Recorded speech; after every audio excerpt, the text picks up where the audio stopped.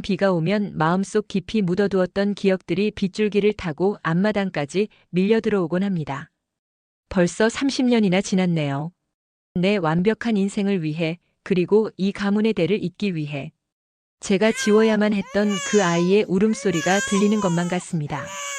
그때 그 절벽 아래 차가운 물속으로 사라진 아이는 제 업보이자 평생의 문신이 되었죠. 엄마, 저 왔어요. 인사드려요. 제가 말씀드린 희연이에요. 처음 뵙겠습니다, 어머님. 민준 씨한테 어머님 조남은 익히 들었어요. 박자지자 숙자 쓰시죠? 어머, 내 이름은 어떻게?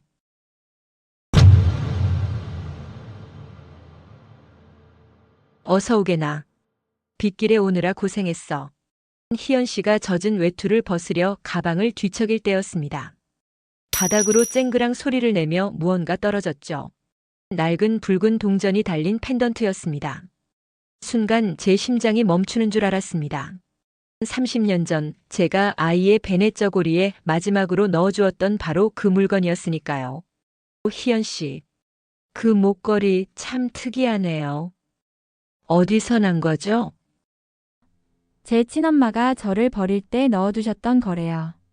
비 오는 날 절벽 아래서 발견된 저의 유일한 뿔이죠. 참 질긴 인연 아닌가요?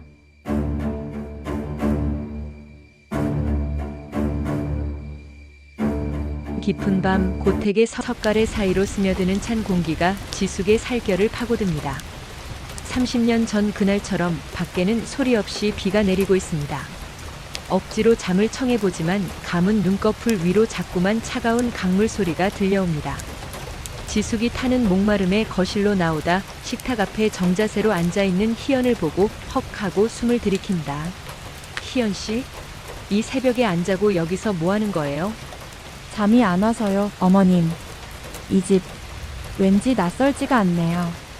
꿈속에서 아주 오래전부터 살았던 곳 같아요. 희연의 눈동자는 마치 모든 진실을 알고 있다는 듯 깊고 어둡습니다. 지숙은 애써 평정심을 찾으려 하지만 희연이 건네는 말 한마디 한마디가 목을 죄어오는 거미줄처럼 느껴집니다. 죄는 씻기지 않고 망각의 늪 아래에서 괴물이 되어 돌아온 것만 같습니다. 지숙이 도망치듯 방으로 향하자 희연이 그 뒤를 조용히 따라붙으며 귓가에 속삭인다. 어머님, 혹시 30년 전에도 이 집에 비가 많이 왔나요? 제가 버려지던 날처럼요. 그걸 내가 어떻게 알아? 난 당신 과거 따위 관심 없다고 했잖아. 지숙의 외마디 비명이 적막한 고택을 흔듭니다. 거실 한편 민준과 찍은 사진 속 지숙은 환하게 웃고 있지만 현실의 그녀는 서서히 무너져 내리고 있습니다. 희연의 목에서 빛나는 붉은 동전 펜던트가 마치 피눈물처럼 번뜩입니다. 과연 이 종갓집의 견고한 담벼락은 지숙의 추악한 비밀을 끝까지 지켜줄 수 있을까요? 30년 전 지숙은 안개 자욱한 절벽 끝에서 어린 딸의 손을 놓았습니다. 자신이 살기 위해 자식을 죽음으로 밀어넣은 그날, 지숙은 죄책감을 그 벼랑 아래로 함께 던져버렸다고 믿었습니다. 하지만 30년이 지난 지금 죽은 줄 알았던 그 아이가 세상에서 가장 우아한 예비 며느리의 얼굴을 하고 지숙의 안방까지 치고 들어왔습니다. 희연이 지숙이 소중히 여기는 붉은 기념패를 손에 쥐고 만지작거린다. 지숙은 구석에서 사르르 떨며 서 있다. 희연 기념패를 빤히 보며 이 붉은색, 참 선명하네요. 꼭 그날 내가 절벽에서 떨어지며 본 내 무릎의 피 색깔 같아서 소름 돋아요, 어머니. 신음하듯 그만해. 결혼시켜줄 테니까 제발 그 입 좀 다물라고. 민준이가 알면. 그이는 알면 안 돼. 지숙에게 다가가 옷깃을 바로 잡아주며 걱정 마세요. 민준 씨는 끝까지 모를 거예요. 자기 엄마가 어떤 괴물인지도 모른 채 평생 나를 사랑하며 내 발밑에서 살게 할 거니까. 그게 당신한테는 더 큰 지옥 아니겠어? 희연의 목표는 명확했습니다. 결혼은 목적지가 아니라 지숙이 일궈온 가짜 천국을 하나씩 무너뜨리기 위한 입장권일 뿐이었습니다. 지숙은 아들 민준에게 자신의 추악한 과거가 들통날까봐 딸을 며느리로 맞이하는 이 말도 안 되는 비극을 제 손으로 승인하고 말았습니다. 화려한 한복을 차려입은 지숙이 대기실에서 화장을 고치고 있다. 거울 속으로 웨딩드레스를 입은 희연이 들어온다. 지숙 거울 속 희연을 노려보며 내가 이겼다고 생각하지 마. 이 집안 안주인은 나야. 넌 그저 민준이 처일 뿐이고. 지숙의 어깨에 손을 올리며 비웃듯 안주인? 어머니 착각하지 마세요. 오늘 이 식장에 당신이 버렸던 그 절벽 밑 사람들이 몇 명이나 와 있는지 알면 그런 소리 못 하실 텐데. 아, 방금 아버님 비서한테 서류 하나 보냈어요. 어머니가 비자금 세탁한 내역들이요. 지숙의 안색이 순식간에 흑빛으로 변합니다. 결혼 행진곡이 울려 퍼지지만 지숙에게는 그것이 마치 30년 전 절벽 끝에서 들려오던 아이의 울음소리처럼 환청이 되어 들립니다. 희연은 보란듯이 민준의 팔짱을 끼고 버진 로드를 걷습니다. 지숙은 하객들의 박수 소리 속에서 서서히 질식해가는 기분을 느낍니다. 장면 행진을 마치고 지숙과 마주선 희연. 지숙의 귀에 입술을 대고 짧게 속삭인다. 엄마, 나 오늘 예뻐. 이제 이 집의 진짜 주인은 나야. 당신은 그냥 내가 차려준 지옥에서 구경이나 해. 지숙은 자신이 평생을 바쳐 지켜온 집안이 자신이 버렸던 핏줄에 의해 안에서부터 썩어 들어가기 시작했음을 직감하며 정신을 잃듯 휘청거립니다. 시아버지가 사라진 밤 비정한 강제 이송. 비 내리는 밤 대저택 앞에 구급차 한 대가 서 있다. 희연은 우산을 쓰고 무심하게 서 있고 시아버지는 입에 재갈이 물린 채 건장한 사내들에게 들려 나온다. 희연의 첫 칼날은 이 집안의 기둥이었던 시아버지였습니다. 지숙이 유일하게 기댈 수 있었던 권력. 희연은 이미 요양병원 원장과 손을 잡고 시아버지를 중증 치매 및 폭력 성향 환자로 둔갑시켰습니다. 지숙이 비명을 지르며 구급차를 막아서지만 사내들은 그녀를 벌레 보듯 밀쳐냅니다. 이놈들아, 이분이 누군 줄 알고 내가 감히 내 남편을 어디로 보내는 거야? 서류를 지숙의 얼굴에 던지며 아버님 재산 포기 각서랑 요양원 입원 동의서예요. 어머니 인감도장으로 직접 찍으셨잖아요. 기억 안 나세요? 아, 치매라 깜빡하셨나 보네. 희연이 지숙이 목숨보다 아끼던 그 비밀 장부를 한 장씩 찢어 벽난로에 던지고 있다. 지숙은 바닥을 기며 찢긴 종이 조각을 주우려 한다. 30년간 지숙이 세상을 호령하게 했던 그 추악한 비자금 장부. 이제 그 종이 쪼가리들은 희연의 손끝에서 한 줌의 재로 변합니다. 장부가 타들어갈 때마다 지숙이 평생 쌓아온 인맥, 돈, 명예가 함께 타들어갑니다. 희연 이 종이에 적힌 사람들, 이미 제가 다 만났어요. 그들이 과연 누구 편을 들 것 같아요? 돈줄이 끊긴 사모님일까? 아니면 이 장부의 원본을 쥐고 있는 나일까? 이제 어머니가 쓸 수 있는 돈은 이제 속에 남은 검은 그을음뿐이에요. 지숙이 겨우 정신을 차리고 자신의 안방으로 도망친다. 하지만 문을 여는 순간 그녀는 비명을 지르며 주저앉는다. 안방 바닥에는 5cm 높이로 차가운 물이 가득 차 있고 침대는 그 물 위에 둥둥 떠 있다. 희연은 지숙을 미치게 만들기 위해 집안 구조를 기괴하게 변형시킵니다. 30년 전 그날의 공포를 일상으로 끌어들인 것입니다. 이게 뭐야? 물이 왜 여기에?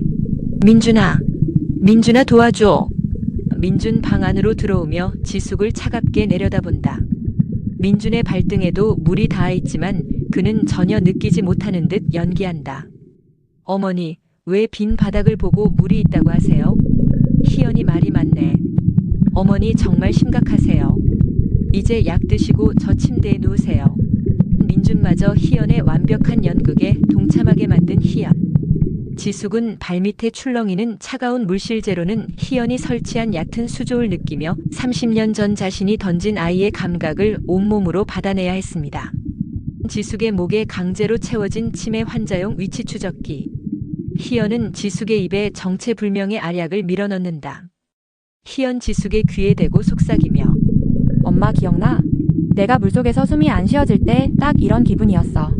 이제 당신은 이 저택이라는 거대한 감옥에 박제된 채 매일 밤 강물 소리를 들으며 죽어갈 거야. 내가 죽으라고 허락할 때까지 절대 못 죽어. 희연은 지숙을 방에 가두는 것에 만족하지 않았습니다. 그녀는 지숙의 환갑을 핑계로 상류층 인사들을 대저택으로 초대합니다. 지숙은 화려한 드레스를 입고 주인공으로 나설 생각에 들뜨지만 그것은 희연이 준비한 사회적 사형 집행이었습니다. 파티장 한복판, 지숙이 우아하게 인사하려 할 때 대형 스크린에 지숙이 방 안에서 혼자 벽을 긁거나 바닥에 차려진 물을 보고 비명을 지르는 기괴한 CCTV 영상들이 재생됩니다. 희연은 사람들 앞에서 지숙의 손을 잡고 눈물을 흘립니다. 어머니가 요즘 증세가 심해지셔서 여러분께 마지막 인사를 드리고 싶어 하셨어요. 이제 저희 어머니는 요양처에서 안정을 취하실 예정입니다. 지숙은 사람들 앞에서 미친 노인으로 박제되고 그녀가 평생 쌓아온 사교계의 명성은 한순간에 조롱거리가 됩니다. 지숙이 마지막으로 붙잡은 동아줄은 아들 민준이었습니다. 하지만 희연은 이미 민준의 정신을 완전히 개조해 놓았습니다.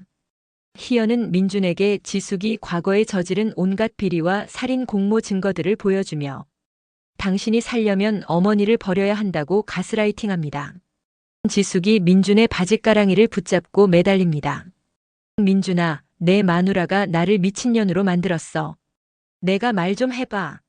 지숙의 손을 더럽다는 듯 뿌리치며 어머니 때문에 제 인생이 얼마나 망가졌는지 아세요? 차라리 그때 강물에 던진 애가 저였으면 좋았을 텐데요. 그랬으면 이런 추악한 여자 아들로 살진 않았을 텐데. 가장 사랑했던 아들의 입에서 나온 저주. 지숙은 비로소 깨닫습니다. 희연이 노린 것은 자신의 목숨이 아니라 자신의 모든 것이었던 민준의 영혼이었다는 것을요. 파티가 끝난 텅 빈 저택. 희연은 지숙의 목에 걸린 화려한 보석 목걸이를 낚아채고 자신이 항상 차고 있던 빨간 펜던트를 지숙의 목에 강제로 걸어줍니다. 어머니, 이 목걸이 기억나죠? 당신이 나를 물속에 던질 때 내 목에 걸려 있던 거. 이제 주인 찾아가야지. 저택 안의 모든 스피커에서 거대한 파도. 소리와 아기 울음소리가 터져 나옵니다. 지숙은 귀를 막고 비명을 지르지만 소리는 멈추지 않습니다. 희연은 지숙의 입에 붉은 와인을 쏟아부으며 속삭입니다. 이제 시작이야.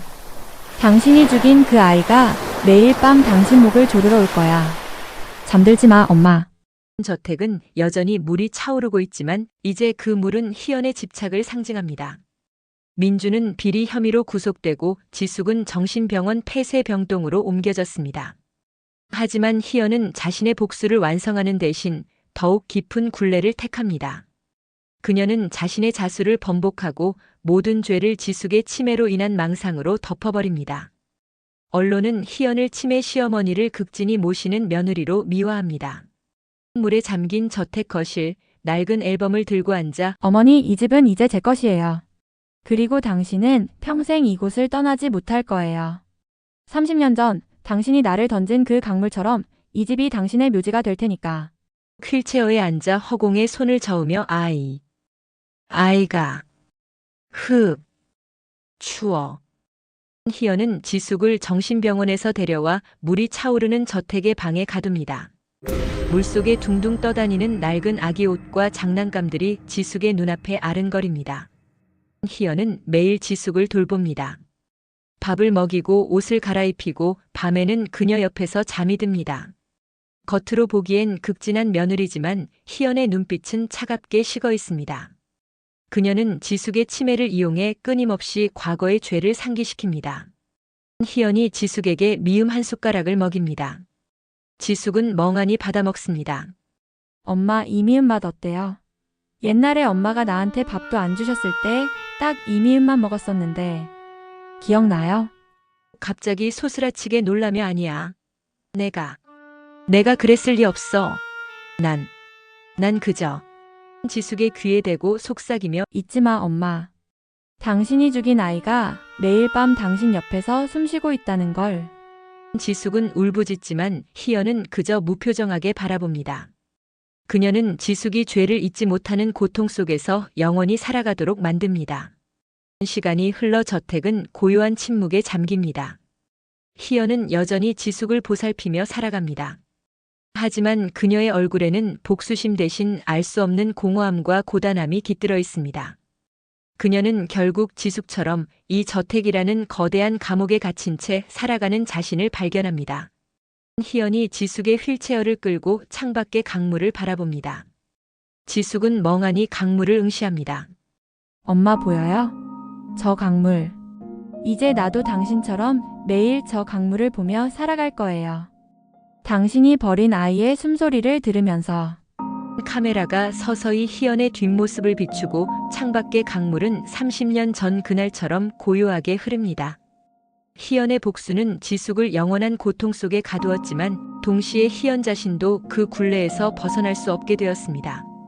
복수의 칼날은 결국 자신에게도 상처를 남기는 잔인한 진실을 보여주며 드라마는 막을 내립니다. 모든 폭풍이 지나간 자리, 남은 것은 미움이 아니라 함께 견뎌야 할 삶이었습니다.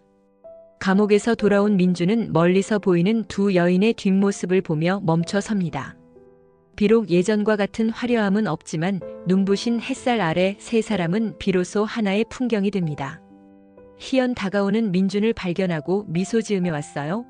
엄마가 기다리셨어요. 강물은 여전히 흐르지만 이제 그 물소리는 공포가 아닌 평온한 자장가로 들려옵니다. 복수의 칼을 내려놓은 자리에 핀 작은 용서. 이들의 이야기는 여기서 마침표를 찍습니다.